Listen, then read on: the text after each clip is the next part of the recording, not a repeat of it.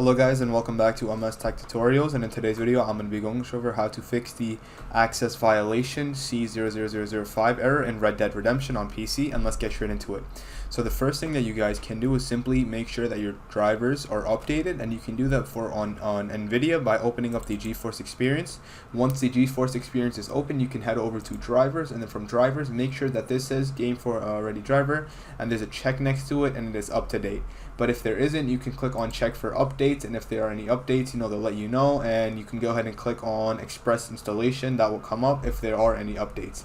The second method you guys can do, if you have Red Dead Redemption through Steam, you can right click on Steam and then you can hit run as an administrator, and then you can go ahead and open up Steam this way. Once Steam is open, you can go over to a library, you can go over to Red Dead Redemption, and then you can go ahead and open up the game. I don't actually have Red Dead Redemption installed, but what you can also do is right click on it, hit properties, hit installed files, and then hit verify integrity of game files. Once that is done verifying, you guys should be good to go and you're all set. So that is it for the video. That is how to fix the issue, and thank you guys for watching. Make sure to give the video a thumbs up, subscribe to the channel, and have a great day.